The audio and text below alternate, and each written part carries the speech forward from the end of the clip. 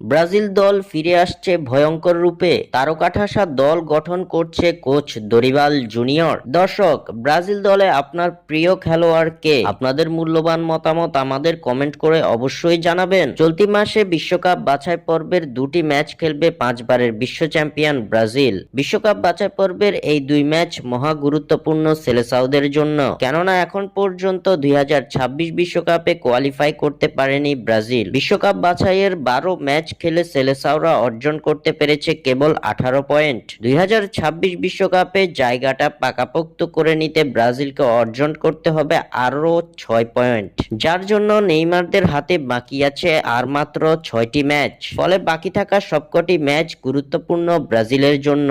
সম্প্রতি যে অবস্থার মধ্য দিয়ে যাচ্ছে সেলেসাওরা, তা দেখে বলা চলে পথটা কঠিন হবে তাদের জন্য। এমন অবস্থায় এবার শক্তিশালী ও তারকা নির্ভর দল গঠনে নজর দিচ্ছেন কোচ দরিবাল জুনিয়র। চলতি মাসের দুই ম্যাচের জন্য আগামী 7 মার্চ দল ঘোষণা করতে পারেন ব্রাজিল কোচ।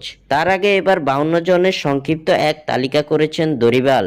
দরিবালের করা সংক্ষিপ্ত এই তালিকায় চমক হিসেবে জায়গা পেয়েছেন নেইমার জুনিয়র ও অস্কার। দীর্ঘ 9 বছর পর জাতীয় দলে ফিরতে পারেন অস্কার। 52 জনের সংক্ষিপ্ত তালিকায় রাখা হয়েছে এই জাদুঘরী মিডফিল্ডারকে। অন্যদিকে 16 মাস পর জাতীয় দলে ফিরতে পারেন নেইমার জুনিয়র। ইনজুরির কারণে দীর্ঘদিন মাঠের বাইরে থাকা নেইমার জুনিয়রকে এবার দলে ফেরাবেন দরিবাল, এমন খবর অনেকটাই নিশ্চিত বলে জানিয়েছে ব্রাজিলিয়ান সংবাদ মাধ্যমগুলো। এছাড়াও দরিবালের ঘোষিত এই 52 সদস্যের দলে বেশ কয়েকজন নতুন মুখ রয়েছে, যার মধ্যে ব্রাজিলিয়ান ক্লাব করিন্থিয়ান্সে খেলা ফরওয়ার্ড ইউরি আলবের্তো ও ফ্লামেঙ্গোর উইঙ্গার ব্রুনো হেনরিক পিন্টো বেশ জোরালো নাম। 52 জনের এই সংক্ষিপ্ত তালিকা থেকে 23 সদস্যের চূড়ান্ত দল ঘোষণা করবেন কোচ দরিবাল।